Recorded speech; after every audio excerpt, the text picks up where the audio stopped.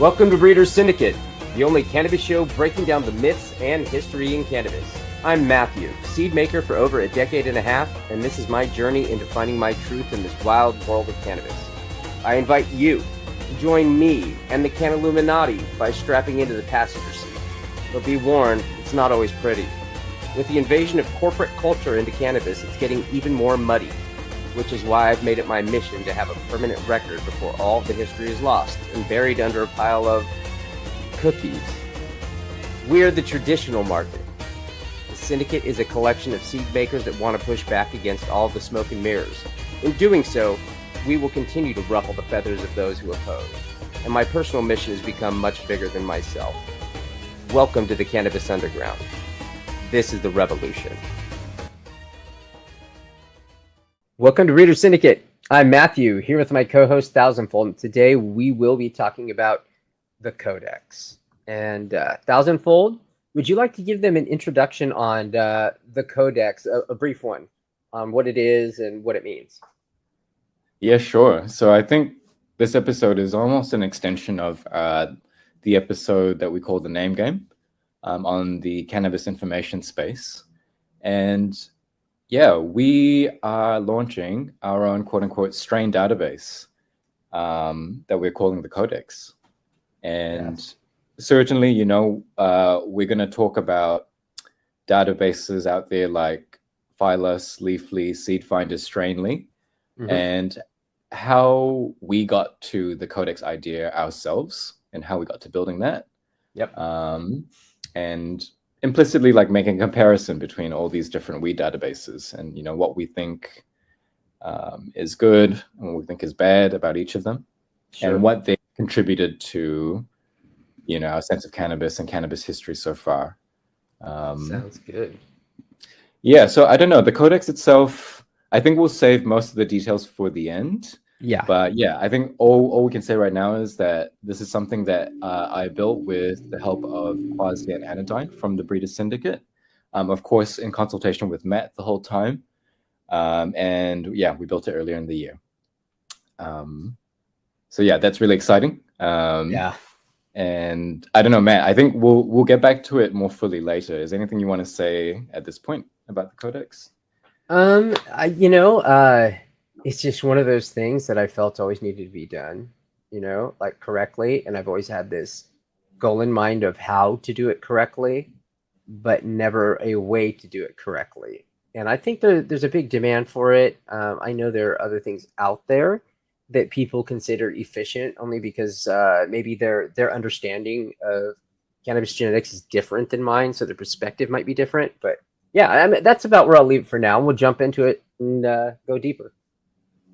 Yeah, and I think to kind of start the countdown, so to speak, we're actually going to go through, like I mentioned, these are quote-unquote major cannabis databases. And the first one that we have discussed, or sorry, I should say Matt, historically has mentioned a number of times, everyone's favorite, Phylos. Yes, Phylos. So this is a tough one because this is a major corporation. I remember when I first spoke out about them, I was concerned because no one had my back at the time. It was a little big. It was a little bit much, one guy going against a megacorp at the time, which as far as megacorps go, they're not that mega, but for cannabis at the time, they were making a big splash and they were backed and co-signed by many of the most respected like scientists and geneticists and breeders in cannabis. They all of them co-signed it. So the promise of Phylos initially was that they could show variance in breeding data, or I'm trying to think of the best words for it, but basically they could tell you how uniform it will or won't breed.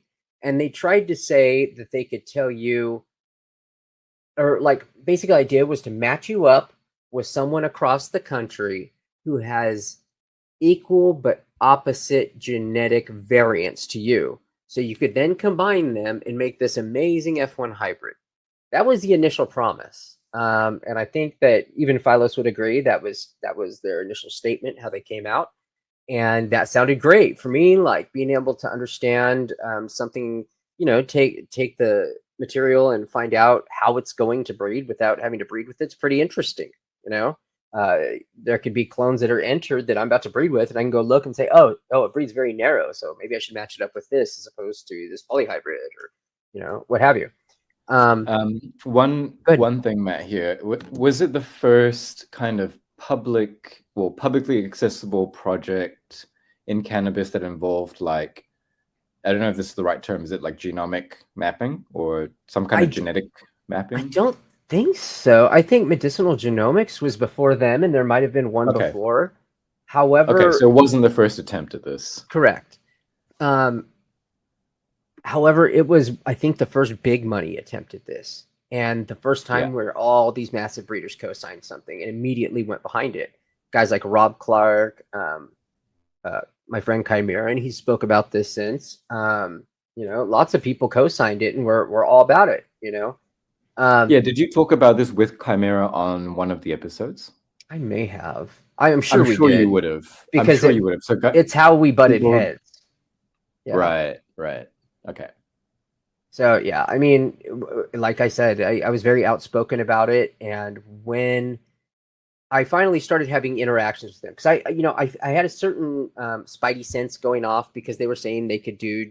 Also, after they said this genetic testing to see how variant it is, they started saying they could do genetic testing to see relative data, like seeing parental data, seeing like S1s to mother data, seeing cousins, all kinds of stuff. They were claiming that if they were in their database, they could prove or disprove genetic relation and show how they're related, which for any breeder, i.e. what everyone had been dreaming of. It is my dream to have this happen in Canada, like absolute dream. But usually when someone tells me that they can present me with my dream, immediately I'm skeptical, because that's just my instinct. Like, why are you trying to sell me my dream? This hasn't been done in cannabis that I know of to this extent. And all these breeders are backing it. Can I ask you some questions? So they did get back to me, and to their credit, they called me. They were willing to take questions. I asked the questions like, could you tell an S1 from blah, blah, blah? And they said, yes, we can for sure tell an S1 from its mother, blah, blah, blah. And they offered me some free testing kits. Now, these were very expensive at the time. So I was like, well, that's nice of them. You know what I mean? Like, that's nice of them. Like, they give me free testing kits. Maybe they aren't so bad, But I had some more questions for them. And I don't recall what they were offhand. I could look in my email and find them. But I had more questions for them. And I felt like their answer, again, was super dodgy. So, again, I became kind of skeptical. I'm more on the skeptical side, because, like, now they're giving me gifts. They're promising me the world, or my dream at least. They're giving me free gifts so I can see this genetic relation, and still no one's being skeptical anywhere about it. Slowly but surely, they had someone pop out from their company that was, I want to say, VP of marketing. I might be incorrect. I might be misspeaking on that, but allegedly this person was VP of marketing, and it was confirmed later by Phylos. And she had a lot to say about what they could and couldn't do.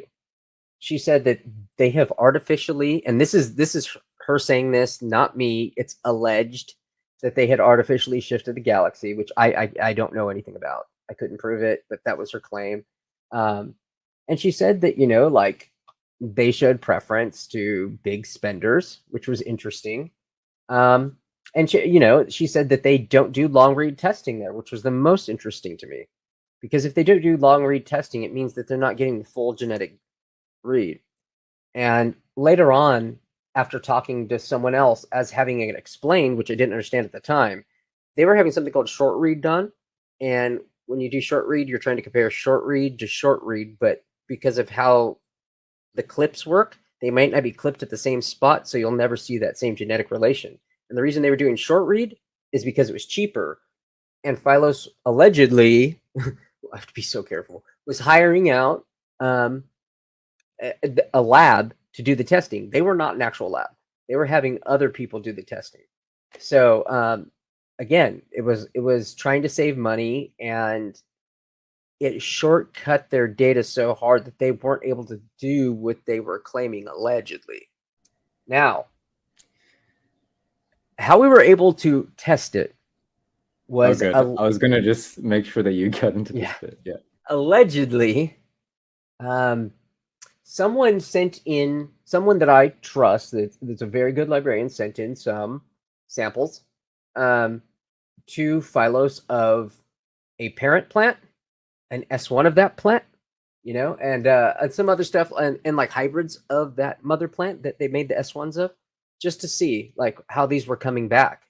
And they were coming back not related at all, not even a little bit. Like the two parent plants of one of the hybrids came back as not being related, and none of them were related to each other, which we knew was incorrect. But because we wanted to be thorough, we assumed that we had somehow messed up and started from scratch, just to be sure that we got the right cuts from the right mom, sent them in, labeled correctly. So always operating on the assumption that we were incorrect, And we did this, I think, 3 times total, where we went back and forth with them. They're like, no, our science is perfect, blah, blah, blah. These are obviously not related. You must have made a mistake. And we said, okay, well, we're going to go ahead and redo this again. We're going to make sure there's no mistakes and send it in. Second time, same thing. Third time, bam, same thing. And unfortunately, a week later, Philo shut down their genetic testing after their third response, because it was starting to get serious. Because if someone promises they can do something very loudly as they're marketing, as I understand it, they need to then deliver on that science. If the science cannot do what they're claiming it does, and they take money for this service, I think that puts them in a really awkward position, even a few years later, because they're still operating as the same company. So it's always interested me, but the problem is no one's really able to or speaks out about this, because again, everybody seems like they are scared of confronting this corporation. But it doesn't do any good to be quiet about it, because so many people are basing their conclusions on this allegedly bunk genetic data. And the thing that was real weird was that some stuff lined up pretty well, and that was cool, but a lot of stuff didn't. And the problem is with data like that, when you have erroneous data, you cannot use any of it, because you cannot pick and choose what you think might work by bias, and that's what would happen. So you have to toss it all out. For me, right, like just thinking about the way that you guys tested them, right? For me, what's buzzy is that from their point of view, from like a risk management point of view, they should have known that this was possible and that someone would do this, surely. Yeah. So I'm also kind of still bemused about how this unfolded, because I'm like, surely that's such a myopic strategy, what they were doing, if they knew what they were doing fully anyway. I think someone at some point would do this. I think maybe, like, if I had a theory, if my own theory, I have no basis other than feelings for this theory, so don't, you know, quote me, allegedly, all that jazz, sarcastically, this is speculation, everyone. Speculation, all of it. I would think the higher ups maybe didn't understand the science and were relying on the people doing the testing and stuff to tell them how it was going to work, and those people didn't fully understand the cannabis genome.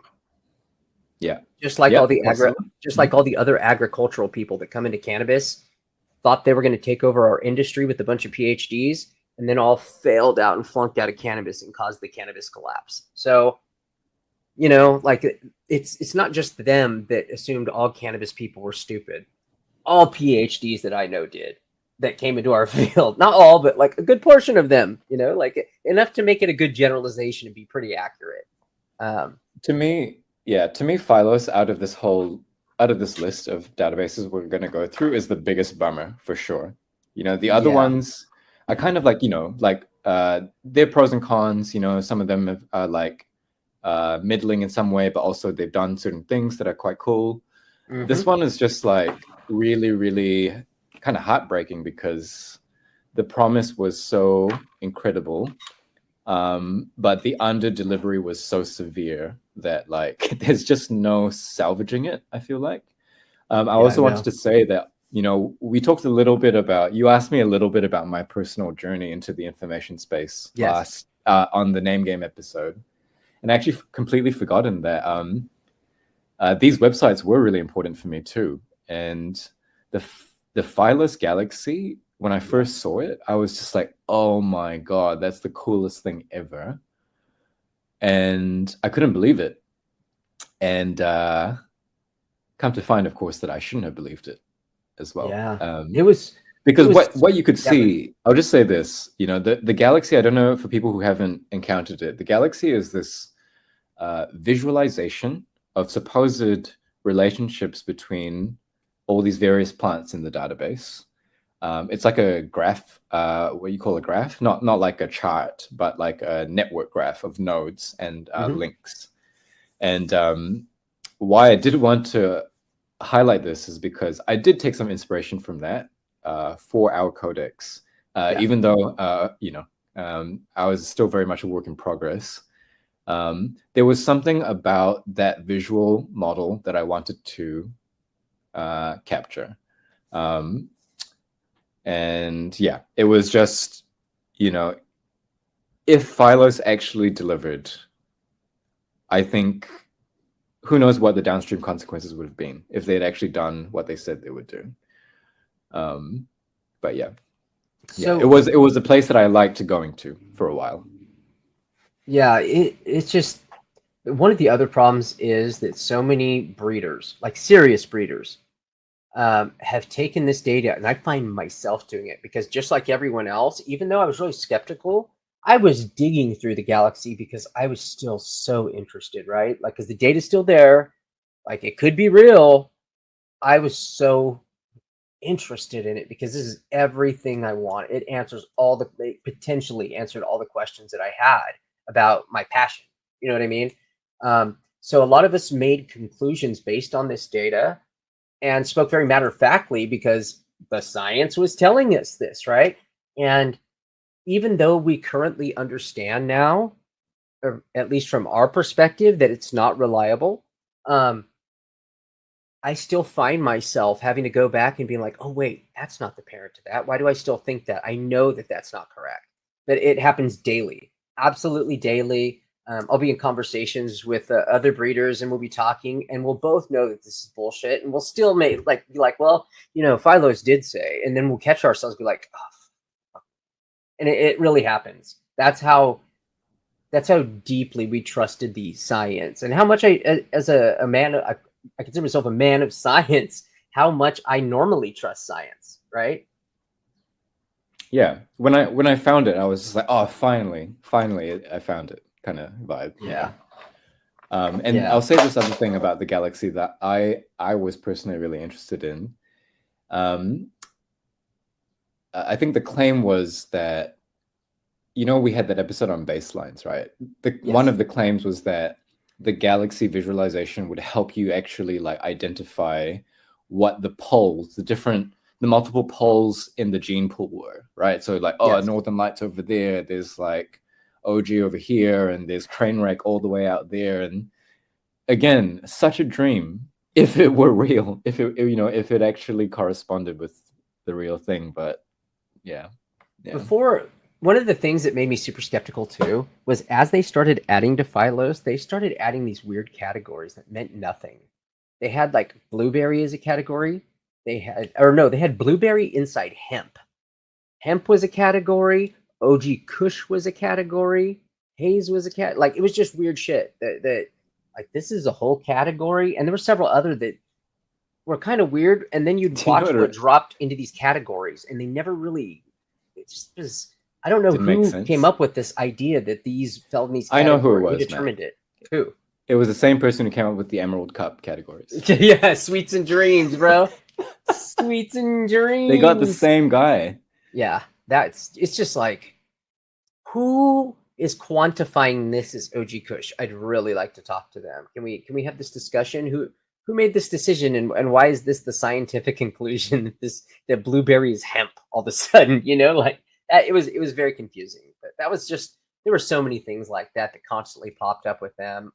Certain relations they were showing that breeding showed completely different to me, like the fact that they had Urkel not being related to cookies at all.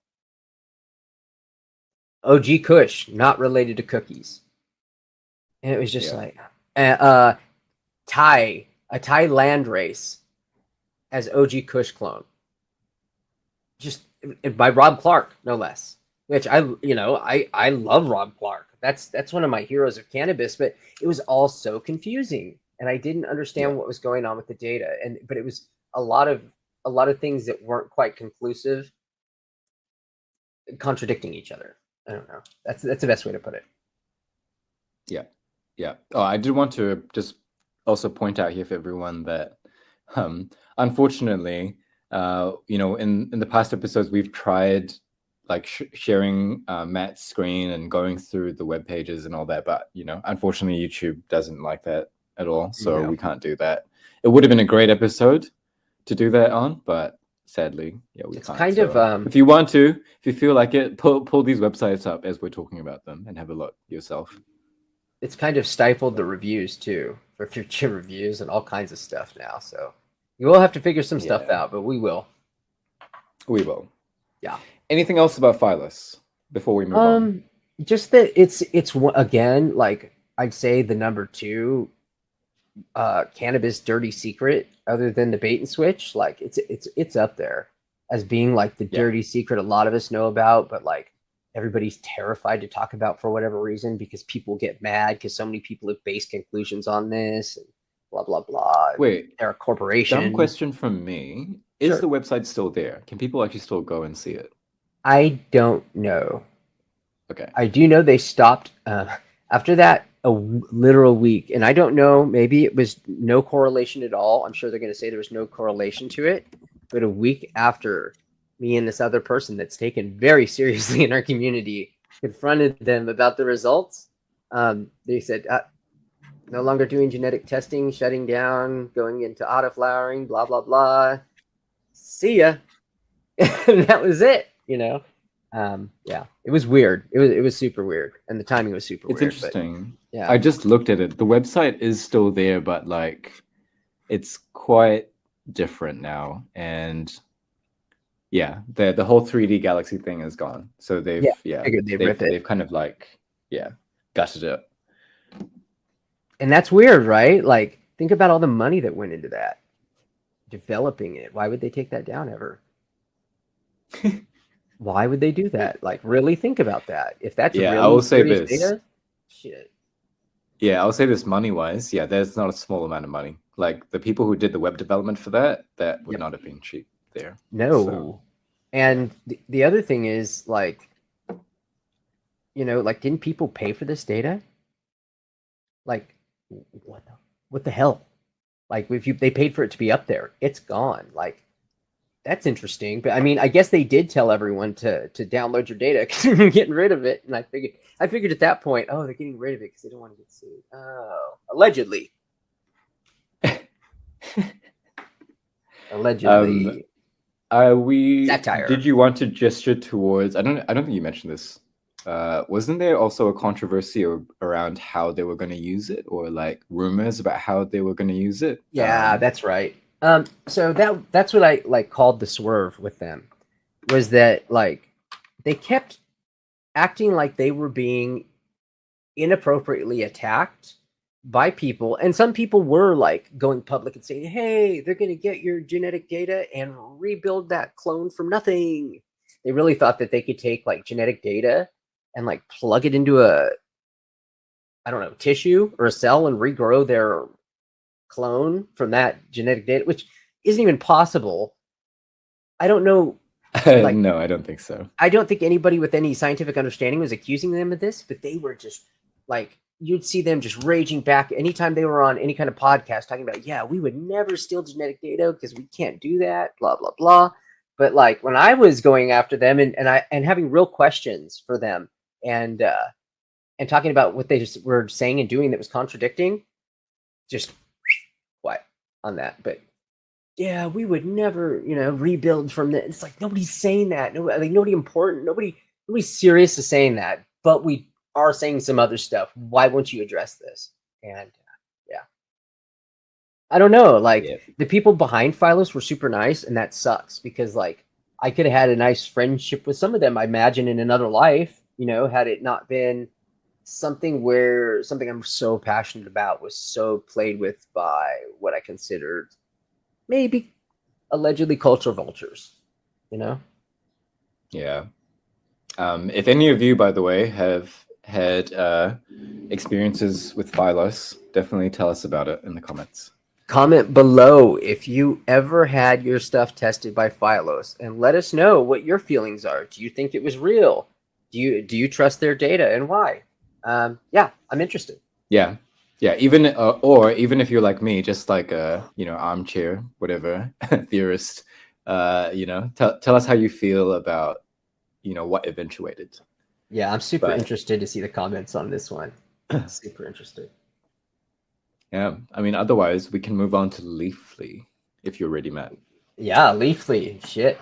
I don't even remember when they popped up, but like they were probably one of the biggest, I think, out of all these sites, other than Phylos, which was like a mega corporation. But as far as like advertising, marketing, money spent on stuff like that, I'd say they were a much bigger website and probably generated a lot more revenue overall than Phylos for other companies and themselves, I would imagine.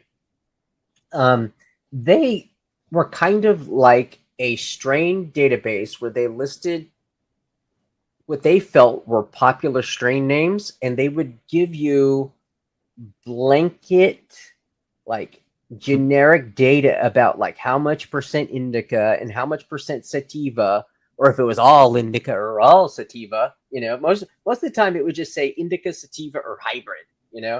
And That's right. yeah, it would tell you like, oh, this helps with your anxiety and pain, blah blah blah. We give it a score of 6.4 out of 9. You know what I mean? Like it was stuff like that, and it was real goofy. Yeah. I don't know where they got the data. Like there's like I agreed with very little on the site ever. And I remember there was a funny picture of AJ from Sour Fam, and he had a pillow that Leafly had sent him. He had a pillow Leafly had sent him that said sour diesel and had like the S, and then it had I in the corner for indica. And he's like, sour's indica. Like I just remember that really distinctly and kind of just snickering a little bit. Funny. Yeah. But, okay, I do want to add a couple of things. So I believe a lot of the information is crowdsourced. So like I think that the like effects section and the smell and flavor section, what they do is like I think anyone can fill out like a survey, and then they aggregate this crowdsourced information and present like the aggregated results, like the top scoring things from their reviews. On the one hand, it's kind of an interesting concept because, as we know, these things are very subjective. And so, okay, like being charitable, I can see why one would think that's cool. We'll just survey lots of people, and the more people, the more information we get, then the better our information is. Which, sort of makes sense in a broad way. Real quick, let me interject. This is also something that Phylos had done when they were talking about their legacy clones, and it was one of my main questions that I was asking, like, how are you determining your legacy clones? Like, how does that work? And they were crowdsourcing. I mean, as I understand it, they were crowdsourcing, and if they got a bunch of people entering the same cut as ChemD, for example, that's legacy ChemD. That's the real one, original, because so many people had it, must be real. And we know that this is like in cannabis, this is a big no-no, because a lot of times the most passed cut is the fake one, like the uncirculated one stays here and another one goes out to the masses for $20 a clone at a local dispensary. Anyway, wanted to add that part. Yeah, for sure. And again, like, like I was saying, broadly speaking, from a high level, it looks like a somewhat sound strategy for the subjective, getting some subjective information in a more objective fashion. Sure. But when you consider the idea that like the people who are writing reviews of quote unquote OG Kush and the likelihood of them actually having the same, the actual same cut or the same flower sample is so low that ultimately you don't really know what they're talking about. Like you have no idea whether they're actually all talking about the same thing or not. Yeah. Exactly. The other thing I would say about go ahead. Matt. No, go ahead. I was going to say that one of the major, I think, differentiating factors with Leafly as well, I think out of all of these, it's the most mainstream one, I think, and it's more targeted at like end consumers, I think, than people midway up the chain, or whatever. Yeah. No growers, really. That's the other thing. Yeah.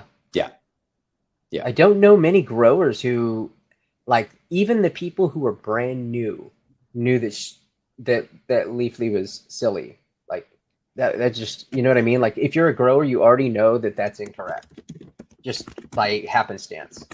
So I always thought that was really interesting. Yeah, the other thing that's worth pointing out as well is that they do have lineage information. And I'll tell you something funny.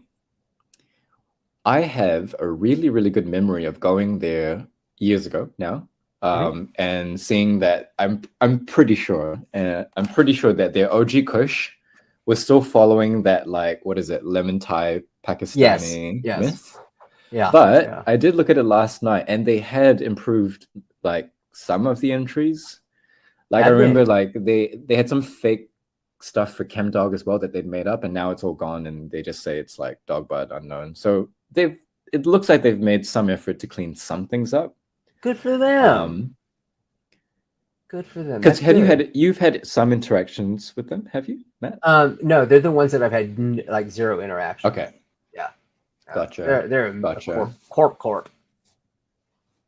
What else was I gonna say about these guys? I remember them being involved with the Seth Rogen goofy shit when he popped up with that allegedly houseplant satire crap, and was doing his ChemDog, the sativa ChemDog, his houseplant sativa named ChemDog.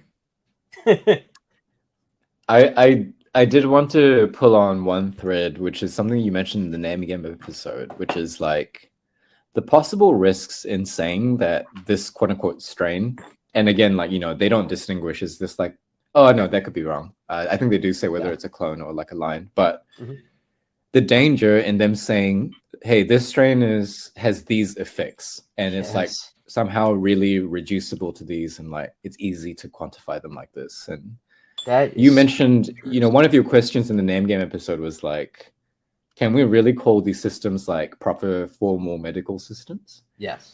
And the problem with Leafly is that they really make it look like that. Yeah, that's dangerous, bro. To me, that's dangerous. I think it's dangerous. I think it's like in another world, that's probably pretty, like, would be legal grounds too. Like, it's scary, and I don't think they want to be in that position. I don't think they intend to be in that position. I think they're trying to help, but like they just don't understand what the thing that they are talking about. They don't understand the thing that they are professing to be the all-knowing narrators of, being what they are and how they present themselves. They don't even understand the basics of it if they're telling you how this is going to affect you. The strain that you got at the collective, name this, is going to affect you this way. Like, what the fuck? No way. Yeah.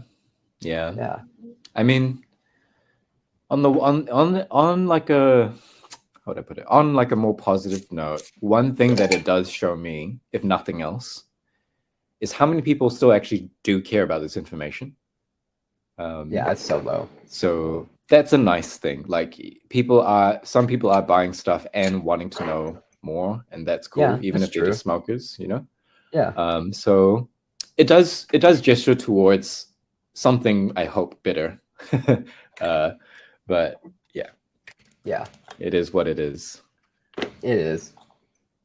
I don't know if was there anything else about Leafly that you wanted to say? They're just so satire, fucking goofy, that like it's one of those ones where I wish, again, like I wish shows like this would capture the interest of the end user, but I'm not sure there will ever be a case where that many people are that interested in what they're smoking and why it could potentially be affecting them the way they are. Maybe, like I just don't see it. Most people just are like, I don't care what it is, just put it in the bowl, give it to me. I think that's typically how it goes. I think, how do I put it?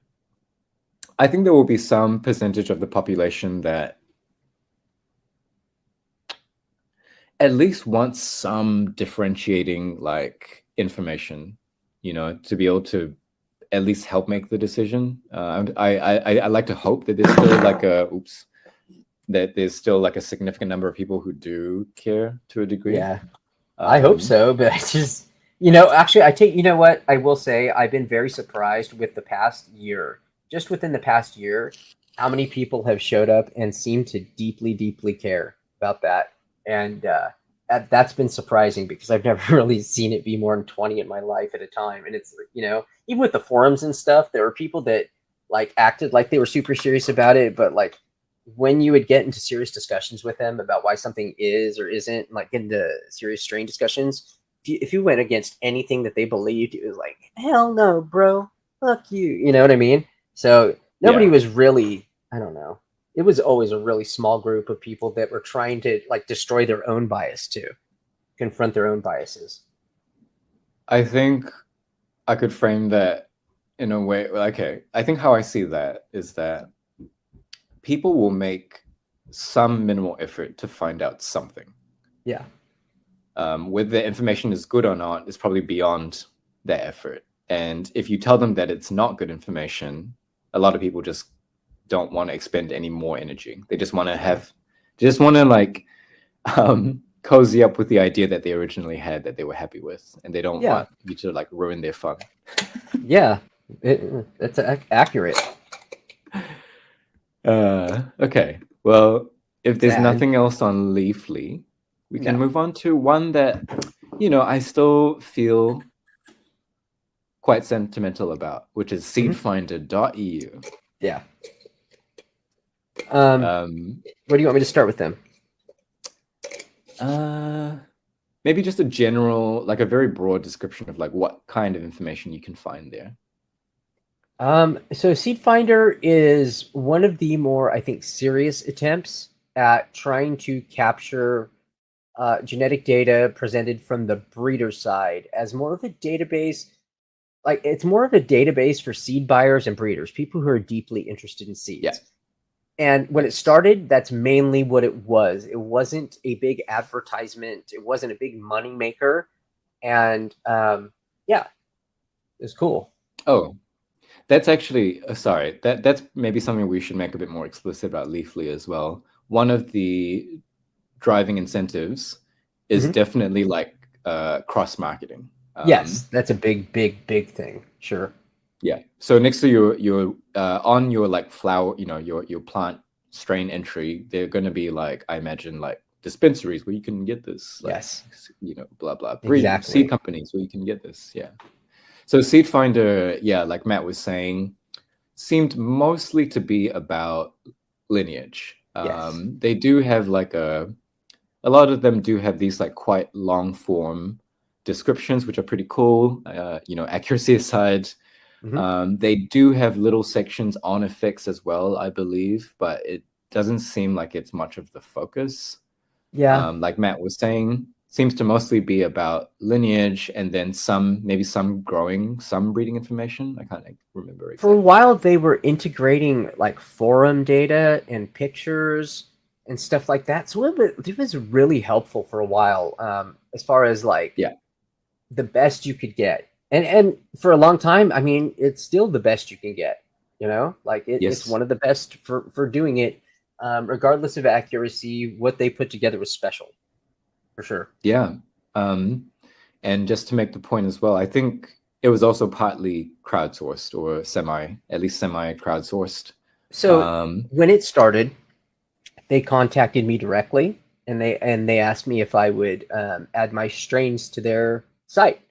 And I told them, I'm sorry. And they were such a small site. I didn't know what was going on with them at the time. frankly, and I wasn't going to put a lot of time into someone else's website because I was trying to run my forum and ship, and grow and take cuts and all that stuff. So I wasn't really into that, but they were kind enough to add a lot of my strains for me and import a lot of the pictures and descriptions and stuff like that.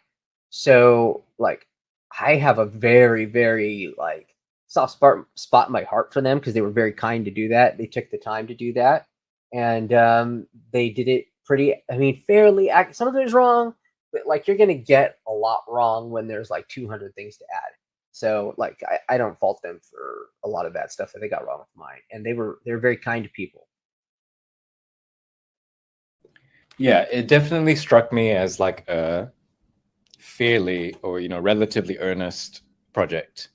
And I think there's still a real charm about going to it because it looks so like 90s. I don't know. It definitely looks like it's from the forum era. Like there's no doubt. Yeah, I don't know if it's like done out of Spain or something. It has a lot of like Spanish and Central European seed banks linked to it and like advertised all over it. And but I don't know. Some of those banks are kind of shifty too, so it's kind of weird. It's definitely a bit of a time capsule. I went onto it last night again as well, and it looks exactly the same. I don't expect it to change ever. No. But again, I think I did also do another comparison like I did on Leafly where I was like, oh yeah, I remember looking at this information here and it was quite wrong. I couldn't even tell you what it was. Maybe it was like cookies or something. Maybe it was like gelato or just one of those. Yeah. And I think that they had improved it as well. So what's interesting is that somehow people are still running it. And that's kind of cool. Because these things, quite a lot of work to maintain. My last interaction with them was several years ago, and I was reaching out to them because I had a wild idea of doing a private genetic database for myself because I was going through their stuff and I was realizing, oh my God, this has gotten so crazy. What people have put in here that they've made, that they've created, what names they've attributed to themselves, what clones they've claimed to use. And it had gotten so crazy. So I wanted to buy their software to use privately and like sign NDAs or whatever I needed to do to get them to sell it to me just to be able to use it for myself, for myself and to show friends like, hey, here it is. Like, and I'm the only one that can add to it, but never got a response. And I understand that because this might be their, livelihood. So why would they do that? This is a very highly developed and programmed site. So yeah, that was the last time I tried to talk to them, but yeah, props to them either way. Like I wasn't salty about it. If I were in their shoes, I probably would have ignored it too. To be honest. Yeah. I should say as well, definitely a lot of kudos to them. Like any approach has trade-offs, even ours will. And for them, they were able to get a lot of data. A lot of it's probably quite good data. But I imagine, the drawback of any kind of crowdsourcing endeavor is it's hard to say that everything's been, vetted in the same way, that everything's as reliable as everything else. Exactly. Yeah, it's just one of the trade-offs, really. But it is a very cool. When you do it that way, literally people were pretending to have seed companies that never existed, pretended to make seeds that were never made, and made up a fake backstory that they could come back check, years later. Yeah. And start companies. Oh yeah, I made this back then. Look at my entry on Seedfinder. Like shit you wouldn't even believe or even think to do. But yeah, that's the kind of stuff that comes from that. Yeah, and again, I'm sure like they would have tried, but when it's set up like that, and when that is the strategy, there's definitely a limit to how much you can go and vet. Like there's so much data on there. There's just no way someone could go and comb through all of it. And verify all of it. So there's no way. Yeah. The other thing I'll point out that I liked from like a information representation standpoint, they did have quite a neat way of setting out lineage to a degree. Yeah, no, the visual presentation of it's great. Yeah, it was great. The only thing is that I think that their format did preclude like more complex families, or like, Like, representing more complex families well, because it's like a what's the right word? It's like a tree structure. yes. But some families are weirder than that. How could So they yeah. ever have imagined frickin' what's it called, wedding cake?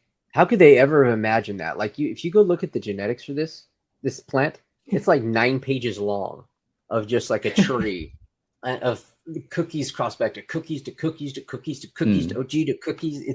It's too it's wild, man. Some blue power It in is. there. Yeah. It is.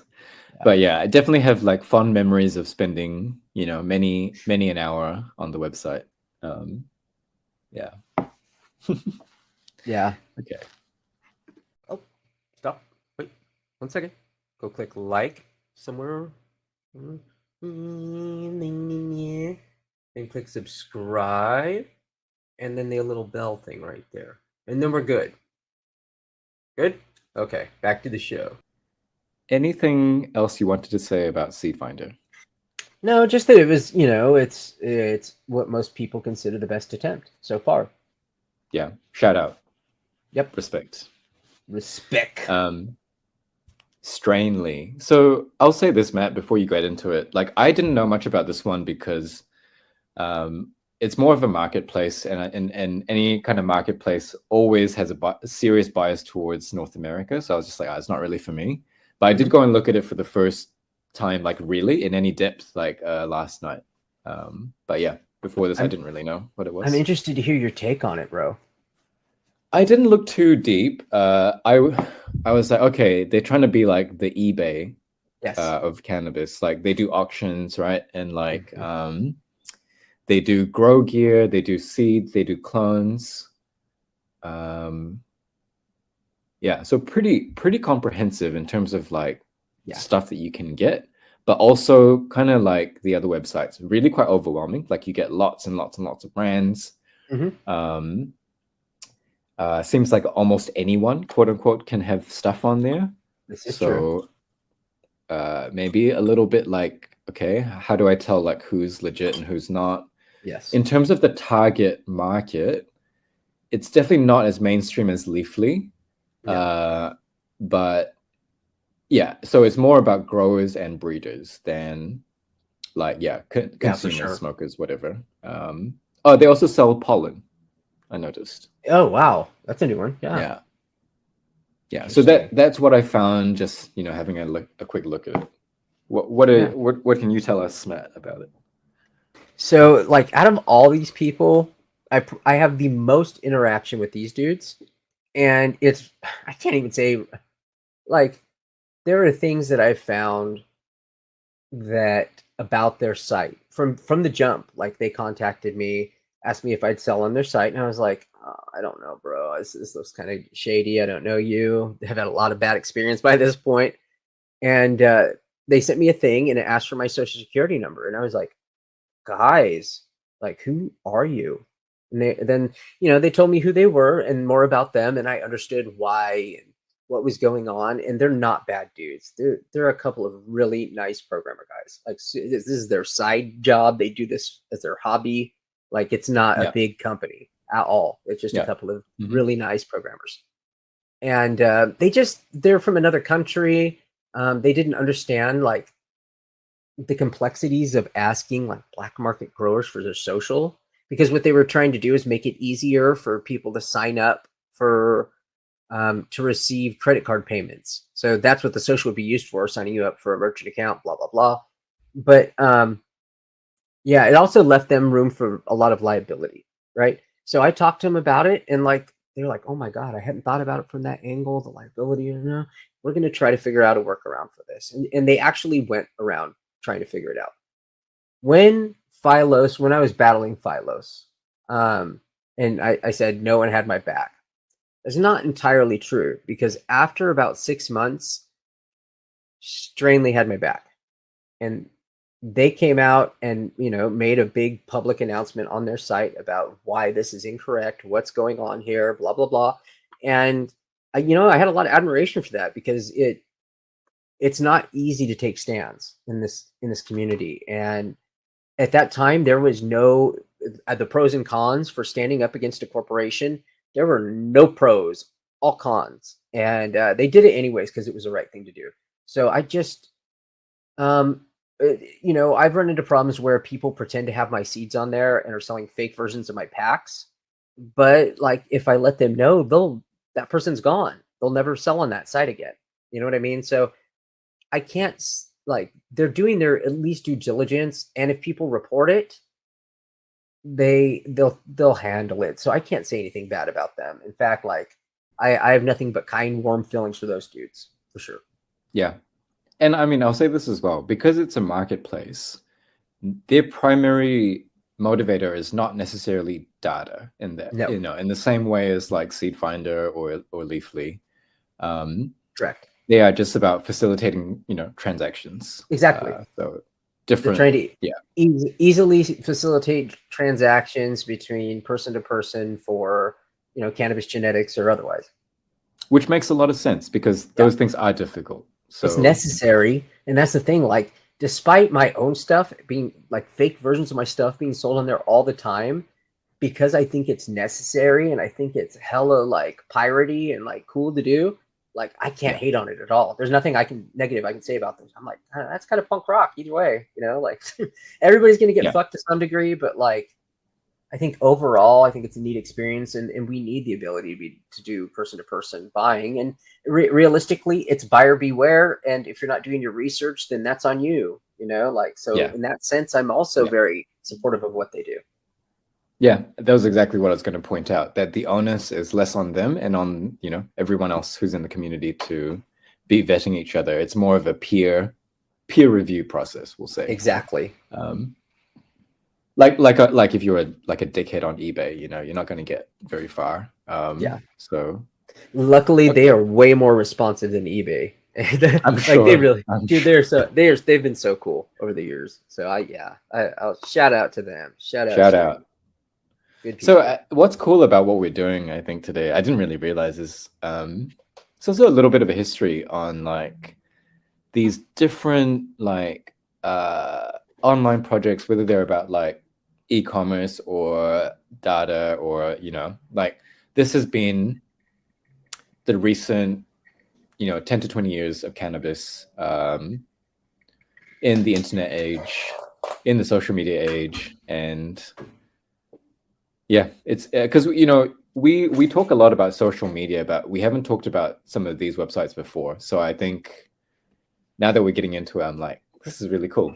And this is definitely stuff that I didn't really think about us discussing before. So I'm glad we got people are probably used to hearing me, and I talked with someone about this earlier. Like, I'm often like dismissed because I'm called a hater of the industry, because people ask me questions about certain breeders, and like it really does from a lot of perspectives from people who don't know, like, sound like I just hate everyone. Like, I just am dismissive of everything and everyone.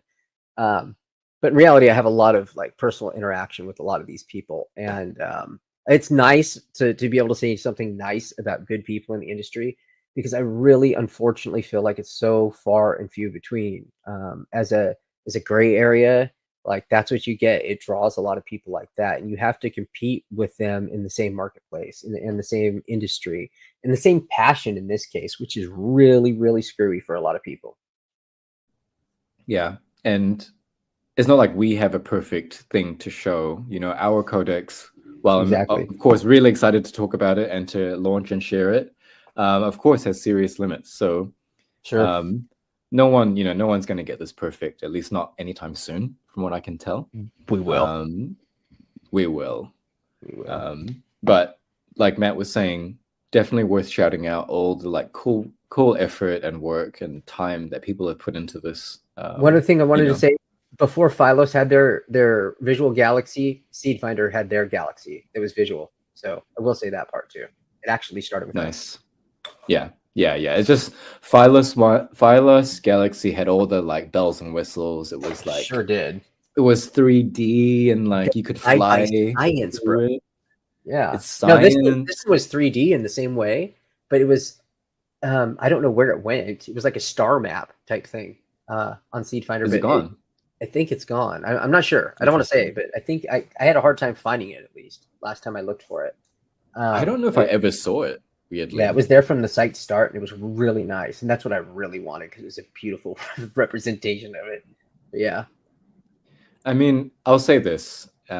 Maybe I don't know how necessary or a little barb it is, but one thing that can be said about Seedfinder and Strainly, I hmm think you can kind of feel the passion there a bit more. Like you can kind of tell that these are people who like really care and like just trying to help. And not yeah. saying that Leafly and Phylos don't care at all or don't want to help at all, but like you can kind of see that there are other motivating factors with those two websites. In the comments below, I'd love to hear people's thoughts on all of these sites, whether it's Yeah, Drainly, your experiences exchanging stuff on there. Leafly. I'm sure we're gonna have plenty of funny stories about Leafly and people's experiences there. Yeah. yeah. So please tell us. If nothing else on Strainly, Matt, I did want to Oh, give a couple of shout outs to one, broadly, the forums. okay. Of course, like we've talked about the forums plenty as far as they go as sources of information, obviously very important, but also obviously extremely noisy. And yeah, And you extremely definitely can't. incomplete. Extremely Yeah. incomplete now as well as noisy. Yeah, and forums, there's no formalization of the data. There aren't like formal models or maps or anything like that. It's just No. people talking. So obviously, still a very important site of exchange and information, and Absolutely. irreducibly so. I wanted to point out one other place that I don't know if many people know about, and it's called Grow Diaries. And it sounds a bit naff, but why I like it is that they don't do that thing where they say, here is ChemDog, and then it's like anyone growing like any kind of thing that has vaguely got to do with chem or says it has to do with chem is under it. What Yeah. they do is clever. They say, we go by company and product. And Mhm. so you can specifically look at, like, say you've bought something, you're looking at buying something, you can actually go and look at that particular brand or seed company or breeder, look at people who are actually growing those seeds and not like any kind of weird white label version. And the other thing I like about how they present information is that they structure it so that like you can kind of choose which week of the grow you want to go and look at anytime. To me, they've got an example of like good structured information about someone's grow Yeah. historically. And I don't see it presented like that anywhere else. Are there good growers on there? I can't say that. Like, I think it's definitely a range. It's definitely like anyone can rock up and just show Are what there a they're lot of growing. veteran growers and breeders on there? I'm wondering. I don't know. I don't know it well enough to be able to tell you I that. wonder. It suffers from some of the same limits as the others. Like it also does that thing where it tries to aggregate like effect information, or like they Yeah. survey like the grower and it's like, okay, what did you smell? What effects did you see? But I think That's okay. they don't make as bold a claim. Like they Yeah. don't do is they don't try to like abstract from everyone and say like this is the data. They just say this is Exactly. this person's data. That's that person's And see data. that to me, And that's they let fine. As a grower yeah. presenting that, that's fine. I mean, I think it's like an honest way to present information, whatever information that you Yeah. have without overstating it. Sure. At the same time, it still also definitely caters towards a more mainstream growing I was audience. gonna Like say definitely, if you go on that site, I could almost bet without even going to it that like 99% of it's like DNA, greenhouse, benefit, like just bam, bam, bam. The top it's new true. ones. Is that what It's it true. is? Like, yeah, the most, all those big brands will definitely have the most growers and the most diaries on Because they them. represent the biggest part of the marketplace. Has to. Correct. Yes. So would we be able to find Riot seeds? I think you could, but it may not I be as doubt it. many. I Could you find doubt it. Humboldt CSI Oh, I bet probably he's as well? there. Yeah. But again, a point of difference here is that it's specific to the product, it's specific to the breeder, and you don't have to deal with the weird like what do I call it? Like kind of conflation of varying seed products from all kinds of different people. Yeah. Was there anything else I wanted to say about these guys? I think even though I didn't take that much from the website, it did give me an idea that like there are different ways to model cannabis information.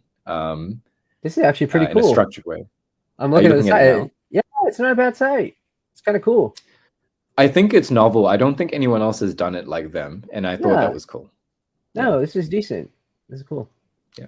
So shout out to Grow Diaries and Yeah. check them out. Decent site. I was like all about ready to knock. I'm like, you know what? It's just probably gonna be all noobs and like a roll it up, blah blah blah. It's not bad. It's not bad. I'm an idiot. It's not bad at all. No. To me, it's like an improved version of like a forum grow thread. Yeah. Like everyone, Grow Diaries on forums, obviously very popular. But again, the problem is that like it's very hard for you to comb through the data in any kind of structured way. I'm whereas, dead, bro. What? All the Riot Seed stuff in here is Club Riot Seeds, whatever that is. Club Riot. So there's some seed company called Club Riot Seeds that popped up within the last like year or two. Yeah. No, and I saw it and I was man. like, all right, I can't even Hold get mad on. about it. That's hilarious, bro. That's hilarious that they didn't even think to look up like their name might conflict with another breeder like that. And like looking at these pictures, it's I think I found one from you. Strawberry cream. Oh yeah, that's mine. That's not theirs. But look at their stuff, bro. It's like all auto flowering. I'll link it in our chat. You can have a look. This might be Yeah. the like one grow that's actually like one of your actual products. That's funny. I did cherry GMOZ too. I think it's up there, but yeah, that's it. Okay, so maybe you have a couple of people growing your stuff on. Yeah, but it may be one of those. That. It may be one of those websites that's like we don't know. It may be like more European growers, or I don't actually know. It does probably seem has that a way. bias. Club Riot Seeds. Shout out Club Riot Seeds. Shout out Club Riot Seeds. I can't even hate on them. Like they're probably from another country and don't have any clue who I am, and I don't expect them to, and don't care. Like, you know what I mean? Yeah. Let's not assume that they knew. There's any malice? No, not at all. I doubt it. I doubt it. Yeah. Anything else, Matt? While you're on there, anything else? No, it just looks kind of decent, though. Yeah, There's an American Autoflower Cup coming up apparently here in LA, which is crazy. I never heard of that. Indocat Charles. There you go. Yeah, there you go. CSI and his Autoflower. He's gonna jump into it. Wait, you'll see. He's probably gonna be there. I'll roll with him. What? We'll see. We got projects. That's an interesting leak that I did not expect. Oh wait, what was the last? I think I had something else. Okay, yeah. What I was gonna say is that if I were gonna set up like a grow database, it'll be like this. It'll be I would definitely take a cue from that. Yeah, looks cool. It looks cool. Yeah, because I can already as a developer, like I can already see the way they've structured the data. You could actually do lots and lots of cool stuff with how they've structured the data. But anyway, yeah. Oh, shout out to Soul Ray for being like one of the only dudes to grow my stuff on there, like decent. Yeah. So shout out to someone for repping us. It's not Club Riot. Great. Yeah, and whoever else, the other person I can't see. Fire in, fire out. Yeah, shout out to them too. If nothing else, we can move on to the codex finally. Let's do it. Our codex. Yeah. So Matt, I don't know. Do you remember how it got started? Vaguely. You tell me what you remember. I remember you asking me if there was anything I had ever like tried to want to build or something. Is that correct? Okay, I'll give more context because I remember some other weird things about this. Yeah. I think it was like right after Christmas. Like everyone was in that like weird like post-Christmas, pre-New Year's like. Okay, that's familiar. At a loose end a bit, maybe people just chilling. Yeah. I think you were talking to Quasia about a database or like having thought about your own database. That's right. And I think so. It started with you two, and then I think I just was like, I think Quasi had some like pretty sophisticated ideas. I was like, well, if we wanted to do like a simpler version of this, I could see how we could do it, and I could, I could prototype something pretty quickly. Yeah. And was then pretty I think wild, you were just like, yeah, do it. Yeah. Yeah. I mean, and at like, the time, yeah, good. we didn't even know each other, I don't think. Not really. No, we didn't have a lot of interaction right before that. No. And I wonder if you actually thought anything would come of it at the time. I didn't. When someone had asked me that, like, if I could have anything built, what would it be? And I was like, well, the one thing we all need is like a reliable genetic database, and and I talked about the philosophy behind it, and I was kind of like an offhand statement. It was late at night, like I didn't really think much of it, and then like within 2 days, there was serious development done to the point where I was like, oh my God, like I've got to start entering stuff because these guys have done so much work. Now I can't, like, I got to do something. Like I'm going to have to act. This is for real. And this is serious and like coming together. This is amazing. Like this is some serious stuff and can make, and I think help at least be one resource for people to go to that they can, hopefully people will feel as reliable enough, for their data. I can tell a bit more of this from my side as well. So Please do. I know that in the US, Christmas break isn't that long for people who are working, right? It's like only like a couple of weeks. It's not like the biggest holiday on the planet for you guys. But for us, it's Christmas happens during summer.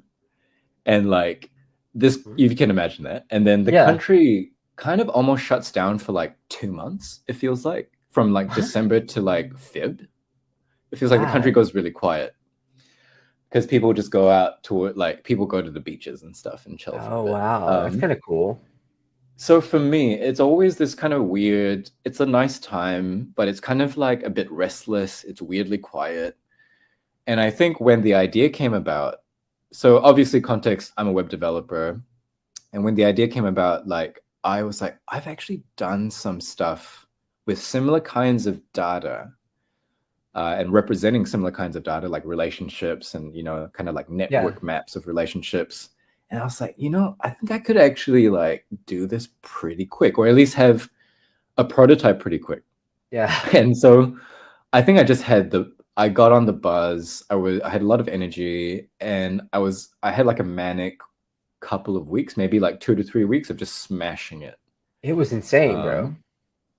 Like day to night, I was smashing it. It was like, you'd be like, is there anything else like you can think of? And then there'd be something I'd pop up, and I'd be like, some context, I was a web developer in my past life here. That's and right. I know how much a lot of this stuff costs, and I know how much like knowledge it takes to do this stuff. And the asks that I was asking weren't necessarily things that I could achieve easy, but I know how much it would cost to have them implemented. So like, when he was asking like these things, I was like, I don't even feel comfortable saying, but and eventually you get it out of me, and then it would be done in like, a few hours, it seems. And it would just be mind blowing. It was amazing. It was because it was like really watching something come to life. It wasn't a slow progression. It was like, boom, and it's here. And it's just like, this is everything I ever wanted. But now it's like, oh, it's so serious.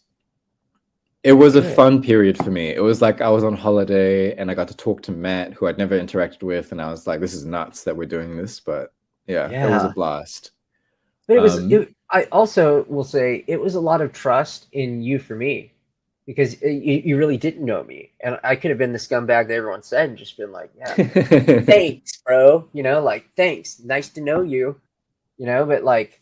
I really appreciated all that trust too, because I knew how much time and not just time, but like that's a labor of love doing something like that. And you're really passionate about cannabis, as it shows. So like this is an actual labor of love, like it is for me. So at the same time, it wasn't just like building it for me. It became our baby, bro. We had a baby together. Yeah. I'm proud of that baby. Yes, absolutely. And maybe at this point we can state some of their aims because Yes. So I think like what we said before, information like this is very sensitive. It carries a lot of weight.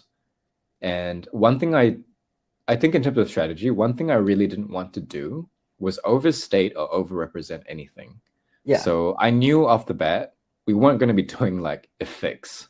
We weren't going to be doing smells and flavors. I was just like, let's stick to our strengths here. Matt has a lot of knowledge from his time, his interactions with people, his actual work. And that's the information we want to present. And we don't want to, over or understate that. Yeah, You know, I guess. we know it's not like genetic or genomic mapping. Mhm. And we're never going to do that, conceivably. So Yeah. the next best thing was like presenting. I don't know, Matt, how would you frame this? Like, how would you frame the information that we have on there from your point of view? The information we have on there, the way I'd frame it is by talking about all the things I saw wrong with everything else, and like the little steps in my brain I took to like try to beat all that. Like I like the crowdsourcing. First thing that I knew that had to happen was no more crowdsourcing, but I also knew that's probably going to piss a lot of people off and sound very elitist. Like that's the first thing that's going to happen is people that are going to feel excluded because their input wasn't taken into account, or they're going to think that their input wasn't taken into account. And realistically, what my idea was from the beginning was to, and I'm sure there's a lot of like perceived ideas about what's going to happen with it and like the intention behind it and agendas.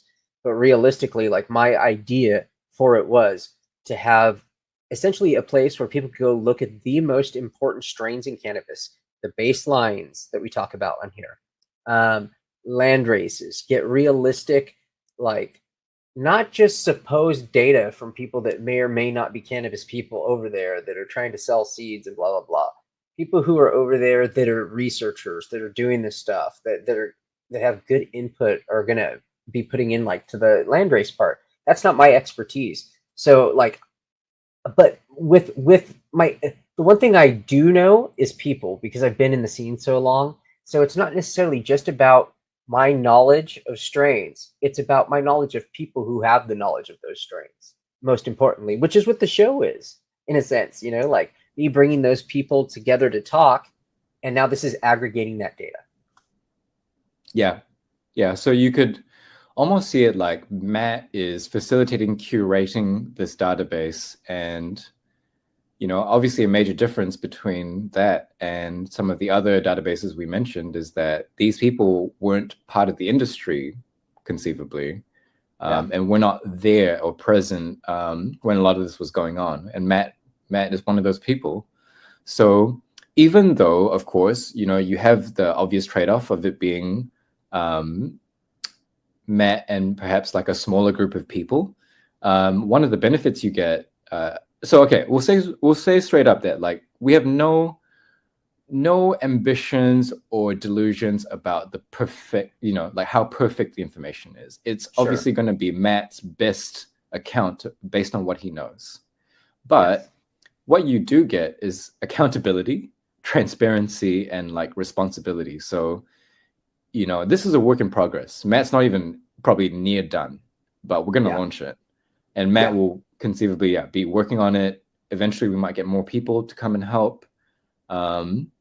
So again, the idea is that keeping it to a smaller group of people that we trust will at least introduce a more reliable process of, you know, and more reliable feedback loops. So even though the information may not be perfect at any one time, the hope is that we can just keep improving it, and that the same people are going to be responsible for it.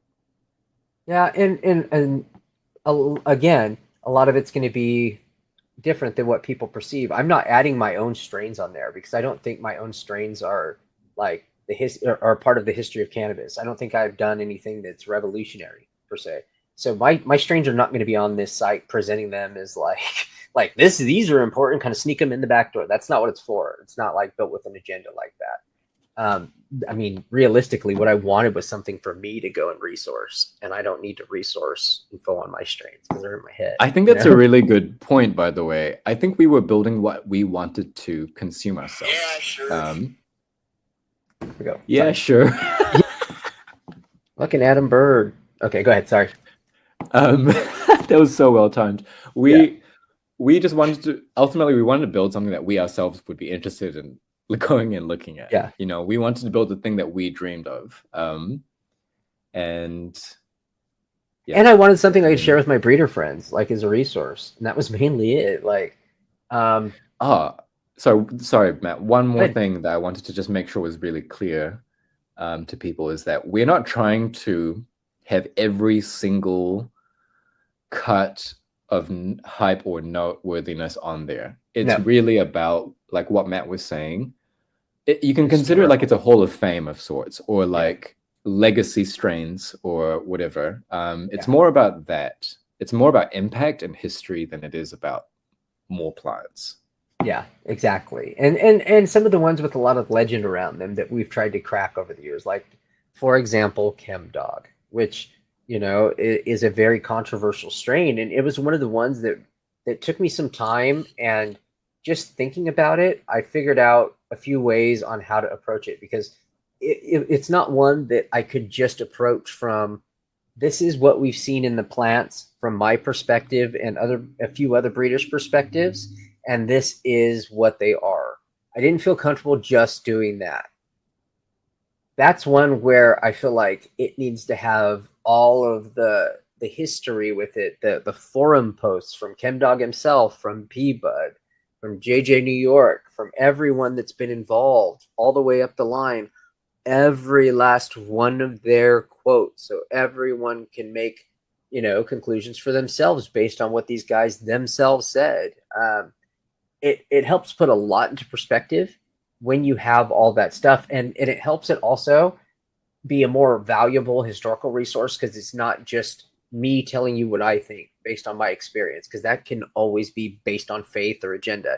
This is me presenting all of not just my own conclusions, but here is all the data that goes with it. Here's their conclusions. Here's the story that started with it, and here's where I ended up. So you can totally disregard anything that I have to say. You can absolutely believe that everything you're reading in the forum post, and that's fine, because they'll be up there for you to read. And that's more of where I want to take it. I mean, ChemDog was a perfect scenario strain for something like that, where it was just like, what is presenting what I think enough, or do I need to present stuff that I may not necessarily even agree with all the time? But I think it's important maybe to present that too, as complete as possible, and not cherry pick too. Yeah. And I think the important thing to point out here is that, like, to me, you know, as someone who works with data a lot in my other life, information and gathering knowledge, it's a process. Yeah. It's first and foremost a process. So if this website can embody that process, that's really all, you know. Like, I mean, that's not all, but like, that's something that, like, can be relied upon regardless of the state of information. Yeah. Because, you know, if you can trust the process, you know at least that the information will be getting validated, improved, that there's someone who's actually accountable for it. Like, you can, you know, that Matt's name, for better or worse, is on those entries. Yeah. And because another thing that's worth saying as well, even though that's Matt's name, Matt is connected with a whole bunch of people who he talks to a lot about these things. So implicitly, those people are there. Their names are not necessarily there, but, you know, Matt is definitely talking to CSI about this stuff, for example. Yeah, just one of many people that, and I'm talking to the people that I highly respect. Like, it's not just my opinion on a lot of this stuff. It's the people who I respect, and, you know, like, taking their work and putting it on there. And, like, you know, like, I'm reaching out. Some of them aren't on there because I'm waiting for, you know, CSI to give me back some freaking input. because I don't want to put my data up there because frankly, I on certain strains, maybe I don't even trust my own experience with them, because maybe I got a specific clone from a dispensary, or even maybe I got it from a source that's good, but maybe it's not as good as his source, and maybe he had a different experience, and I'd rather that be up there, because I trust his input more than mine based on just obvious experience, very obvious experience in that case. And Matt, like ultimately you also have the freedom to how would I put it? You also have the freedom to like express where there are conflicting perspectives, right? Yes. Like I think you probably have in some of those entries written like, Absolutely. this is what I think, but some other people think this. Yep. And maybe it's a good time for me to actually briefly outline like what you can see on the entries. Yeah, do that. So yeah.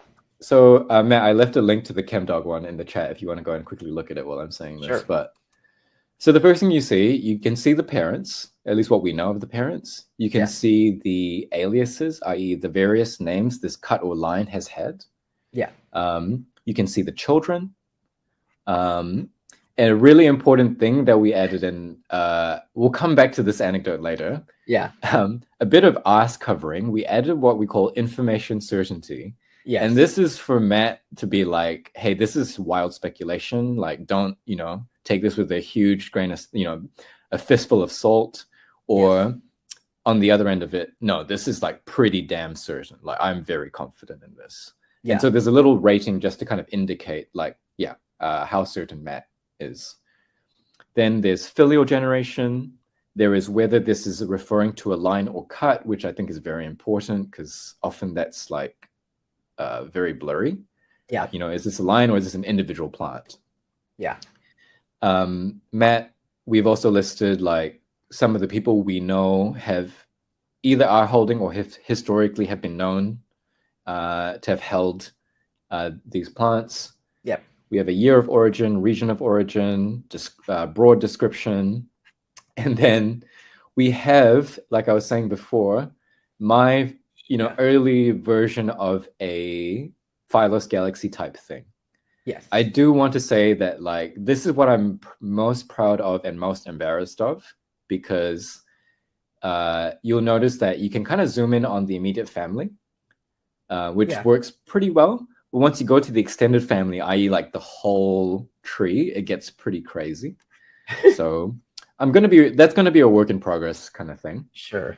And I will say this is like one of those things that it's been very hard for me, as far as getting other people to do the actual data entry, is because when looking at a strain map and how you do it, the logic behind it, like if I just put BLD of unknown origin, for example, as a parent, and then linked all these to the parent, then we would have a bunch of unrelated things linked to sisters and brothers. And that's really easy to do. So then I realized everything needs its own variable, but I have to be able to remember in my head those variables so I don't reuse those variables. So yeah, it's crazy.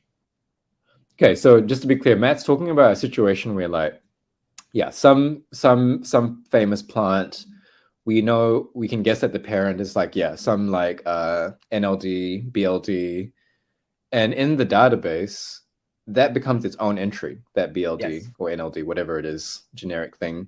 And what Matt's saying is that he has to be careful not to actually assume that that represents the same individual plant. Yes. And he has to distinguish them. So unknown, I'm just making it up off the top of my head, but unknown BLD 135, unknown BLD 27, vagueness just to make sure that they're death. kept separate.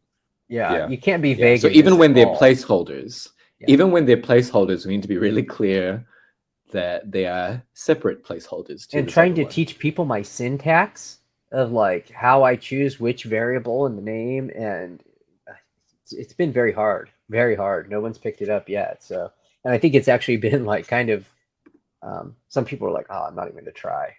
You know what I mean? Like, because it's complicated. The logic of it is complicated, and you can't ever screw it up or the whole thing breaks, in my opinion. Yeah.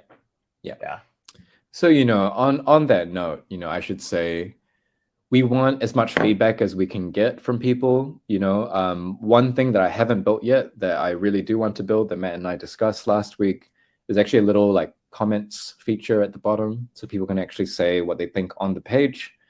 In the current absence of that, please obviously comment here, hit me or Matt up on IG if you have anything to say about any of the entries. Absolutely.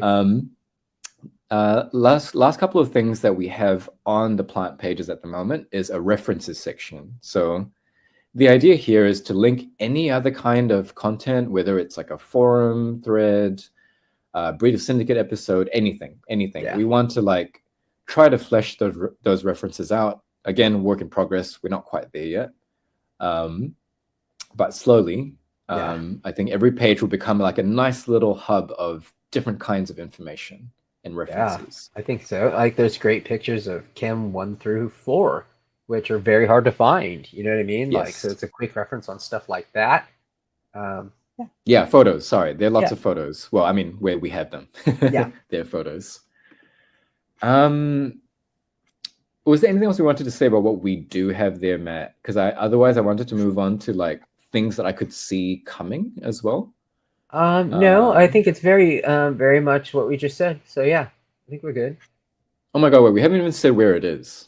I mean, we'll put a link in the description, but I'll say the website is codex.thebreedersyndicate.com. Correct. So codex.thebreedersyndicate.com. It's not been properly indexed on Google yet, but I imagine once we start sharing the links out and more people share them, it'll get onto Google soon. I've been a little hesitant to put it out because for me, like, I want it to be as complete as possible, but realistically, with everything going on, like the ability to constantly add to it's been taken away from time to time, and it's pretty good, and we need to start somewhere. You know what I mean? So I think I'm good with adding it now. So really, what Matt's saying, please be patient, please be gentle if you can. Mozilla with your feedback. Yeah. This is still very early. Very. And like Matt's saying, and like I said, keep implying, keep saying it's a process. Yes. And for any process like this, the more feedback we can get, the better it can be. And yeah. So hopefully we'll have more feedback mechanisms available on the app itself soon. But otherwise, just reach out to us in whatever way you want, comment on this video, etc. Man, I'm really on a ramble this one. I guess I've got a lot to say about it. No, it's good. It's good. I'll say one more thing, and this sort of gestures towards future stuff. I kind of had a possible idea that like other people could also use this for adding their own entries, i.e., if you're a breeder or seed maker or whatever hobbyist, and you want to like map some family of relationships, I thought about opening it up. The problem is that in itself introduces a whole bunch of new possible problems, like should those entries go into the main like Hall of Fame section? How do we keep people's data like separate? Should it be private? So I haven't really moved on it yet. I think we can guess that it would be popular and that it would get some uptake, but I would think, personally, I think just thinking about it, like it would be cool if people could have it as a separate and public thing that they could share if they wanted to. Only because I was thinking back to with Seedfinder, like if they would have had something like that would have been really cool. Would have served the purpose, but it didn't. So I think that's not a bad idea. I can kind of see like two different downstream like implementations of this. One is like we extend what we have, which I have tried a little bit. Like we have had people come on already, and I've tried to be like, okay, maybe we can just let them add stuff to their page, but it doesn't go into the Hall of Fame. But that has other complications. The other possibility is I basically make an alternative version of this that's just for the community, where I rip obviously most of the code, but I change it slightly. But that's interesting too. The difficulty here, I think, for me is that the problem with software is that once you have it up and you're saying that other people can join and add stuff, maintenance cost and risk can kind of like really blow out. Oh yeah, yeah. You know, like it's hard to know whether or not we have the capacity to keep building and maintaining those things. Yeah, So God knows. We'll see. I would say that like what we've started with is already pretty ambitious. So we'll see how this all unfolds. Yeah. And how the kind of interest that we might get. What else is there to say about it? I don't know if there's much else, What do you think? Just that, like we do want to be inclusive with it eventually, but like to start out, it has to be a certain way to establish the baselines. And a lot of this is just simply me doing data entry from old catalogs that I have too. Some of it is stuff like me getting, pictures of Bubba Kush, collecting all the info on all the data from everybody I know that's reliable when it comes to Bubba Kush, enter all that in, each one, as it relates to like Blueberry, go enter everything in every step of the way up. So it's not incomplete. So it never runs into a wall. You know what I mean? So there's a lot of little things like that, that I wanted to do to get it right. And I've done a lot of that. So, but yeah, it's not one big agenda. It's just going to be a historical resource. And, when we first talked about it, there was a lot of backlash from people. Some of it was legitimate and some of it was just like, what? Like, it didn't make any sense to me. But I think there's a lot of perception on how people think it's going to be handled and how people think it might turn out. And realistically, I think a lot of people had a lot of perceptions about how Breeder Syndicate was going to turn out, what the agenda was, and we're totally wrong. So I'm interested to see how this unfolds. I'll just say this to add a bit of drama, add a bit of spice, and I won't obviously go into the details, but early on while I was developing it, I had at the time, a fairly small Instagram following, and I decided to take a screenshot of one of the pages and just put it up. And it wasn't because necessarily of the information on the page. I just wanted to show what the website was looking like at that point. You're proud. Yeah. I was proud of it. Yeah. But unfortunately, some people got really offended by it, and like it caused a bit of a scene. And I was just like, oh my God. It was my first taste, I think, of like the kinds of what I consider to be quite petty drama. Yeah. That can arise in this world. And I expect that we will probably see more of that, right? Oh, without a doubt. That was just one picture of one of them. Yeah. You know what I mean? Like the whole site is that. So that is also when we did add the information certainty rating to be like, and Matt, actually, that's a reminder. You probably need to go through and add those to various entries. Yeah, gotta do that. We'll get that done. Get that ass covering in. That should be easy. Yeah. So I just wanted to relay that little anecdote, just so people have an idea of like some of the dramas that have occurred and probably will occur once now that we're launching it. Oh, sure, yeah. But yeah, I invite it. Like, like I don't necessarily invite drama. That sucks. Like nobody wants to deal with that. Even my dumbass that deals with it all day doesn't want to deal with it. But I do invite criticism, and I do invite people that have better knowledge than me to give me their input. And that isn't to say that like just because you think your knowledge is better that I'm going to agree, but it also doesn't mean that I'm going to disagree. So you'd be surprised. Even sometimes I'm surprised. So feel free to reach out, comment below. Hit me up on Instagram or Discord. Yeah, just to be clear, I'm not trying to incite drama. I'm saying that we would hope to see not as much drama, but I'm expecting some. Yeah, definitely. Yeah, I'm not scared of it. That's for sure. Yeah. I don't know if I have anything else to say about it for now, Matt. I think I'm just excited for this to actually be visible and be accessible to people. And so this is really just the first step, in a way. And it'll help light a fire under me to keep raging on it. So I'm kind of stoked. See where it goes. Yeah, Matt's gonna like have to add some filters to his inbox soon. Oh yeah. Oh yeah. All right. Yeah, no, I think that's it. Do you have anything else you want to add?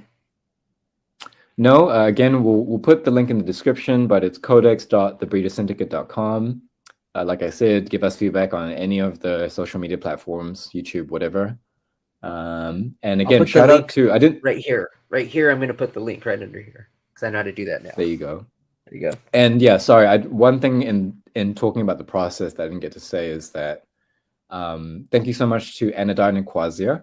Yes, as a developer, I'm not so good at like fine details, especially when it comes to do with the aesthetic. I'm just like, I want the data stuff to be good, and like, you know, all the functionality to be good. So those two really, really helped make it look a lot better, polish it up. Yeah, they were an immense kind of help to me when I was like driving on it.